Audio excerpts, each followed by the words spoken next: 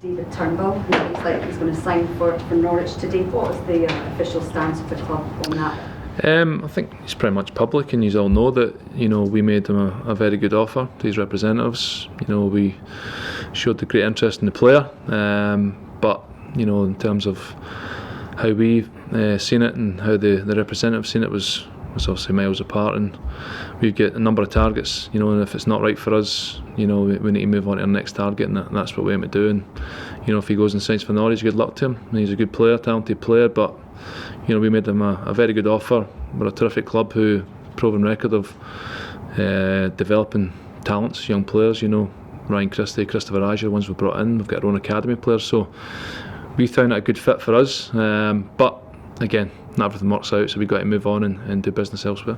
How disappointing is it from your perspective, though?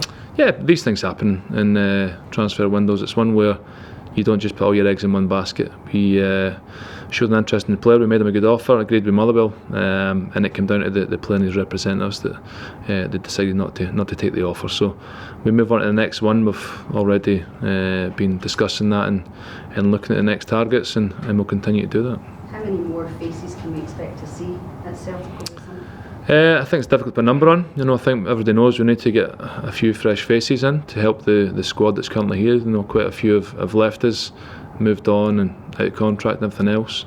And then within the window things might materialise. But in terms of getting bodies in, we'll certainly have to get a few in, but it's difficult to put a number on that. For a club like Celtic, how important is it that they're not held to ransom for certain players, and you follow the structure of the club in terms of finances, in terms of how much you can actually pay for a player, not to go over the odds for a player?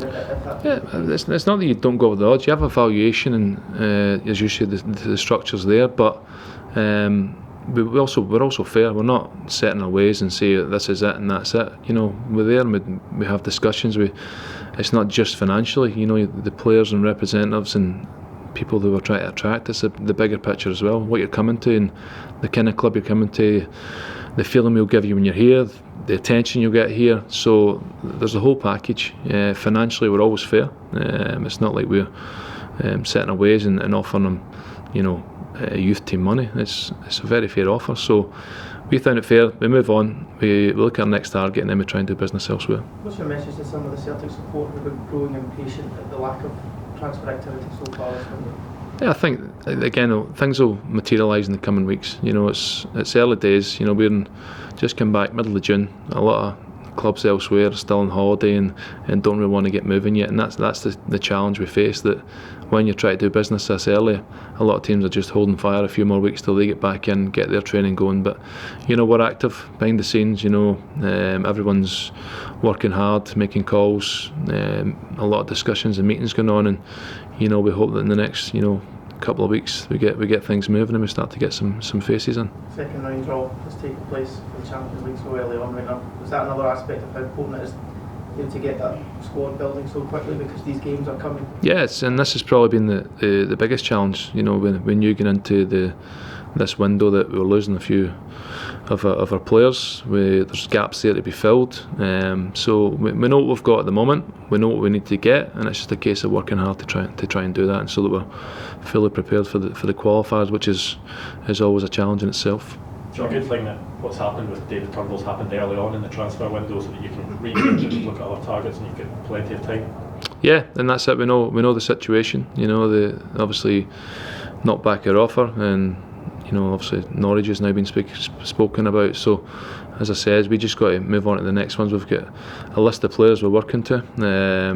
Again, behind the scenes, making contact with their representatives and clubs and everything else. So we'll continue to do that and make sure we get business done, which suits us and the players. We need to come in agreement with for both parties, that it suits both parties and we do business well and they come in and they're the right fit for the squad and the club.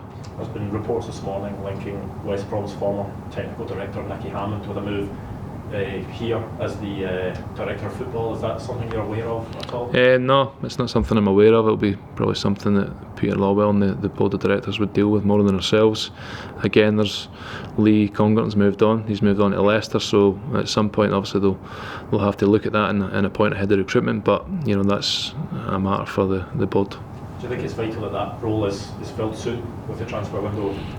Well, we've got guys, you know, in terms of the structure behind that. Obviously, the figurehead, the head of recruitment, moved on, but nothing else behind that changed. So there's our scouts, our coordinators, everything's there. The managers worked extremely hard over the summer and in this first week in terms of looking at things and try to push things forward and make decisions on who he thinks are the right fit. But ultimately, as time progresses, then ideally you would get someone in to oversee that department. But the way it stands now, things are still functioning as normal. You're not concerned though that if the head of recruitment comes in when you or Neil or the staff are halfway through scouting and bringing players in, that he or she may come in and with a whole new, you know, list of targets in a short term? No, not really, because they'll come in and add to it. But what head of recruitments do? They come in and do what's right for the manager and the club. You know, they don't come in and do things their own way. They have a view and opinion, but ultimately they have to go out and sign players which suit the manager's style, suit the club structure. You know, so whoever does come in, if they do, and whenever that may be, it's a case of fitting into what we do and working towards that. So there's no concern that a lack of appointment may be delaying transfers this summer? No, don't think so. We haven't spoken to you since Neil Lennon was given the job permanently, and Yep. you're there as his number 2. You've obviously worked under Brendan before. How have you found the transition into an ex-teammate? Pretty simple. I was the reserve team coach when Neil was here as first team manager last time as well, and I enjoyed my time. You know, learning from him at that point from afar. Now I'm working first hand with him, and you know, he's a good guy. You know, ultimately I've always got on well with Neil. Respect him fully. He's hungry to be successful. I think everybody knows that, and that's part of his personality. You know, and he'll certainly bring that to the table. He showed that at the end stage of last season, where he managed to, you know, push the team over the line and win another 3 trophies. So it's a great start for him. Now we've just got to build for next season and build on what we've achieved over the last 3 years. Just sorry to go back to him again, but as a coach who has a lot of experience in youth football in Scotland, is it a concern just from a wider point of view that these young players might be picking English clubs and more money over a team like Celtic, which might be able to offer more first team football? Again, I think we need to take it on an individual basis. I don't know, you know, David's motives himself. Again, sometimes representatives can say things that maybe isn't exactly what the player's saying, but you know, from our perspective, we're a club who we obviously have a lot of big players who come in at different stages of their career, but one thing we always look for is, you know, young players who we can develop and make better and improve, whether that's in-house from our own academy, or as I mentioned, Ryan Christie, who we brought in from Inverness, and Christopher Ryer, who's come in, and Odsonne Edwards, who come in from PSG. They're all young players who need the game time, need the right platform to develop and become proper players, you know. And again, we thought David could be one of them, but there's a number of players like that around. It comes down to the individual and the team to make that decision for them. But ultimately, if I'm a parent or I'm a player, I want to go what's the best place for me to go and play football and develop in the right manner. How disruptive was this apparent transfer league to you and Neil's plans? Listen, it's one of those things that happened. There's nothing we could have done about it. I was on holiday at the time and got a call saying something's happened, but it shouldn't have happened. It did, but again, it's not going to affect us in any way. We just move on.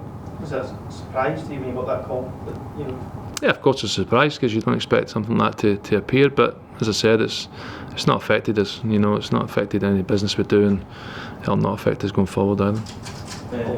Sorry, John, just to clarify, can you tell us progress of Mikel's situation at the club? Obviously, Mikel's been on a national duty. He's now looking at his options. I know the club had made contact with his representatives maybe towards after the final and else, but nothing's materialised, and you know, we'll just have to play that by ear. So the club have intentions of hopefully keeping him on next season? I'm not exactly sure up to date, but it was in discussions about, you know, possibilities, but I think everybody's just weighing up their options.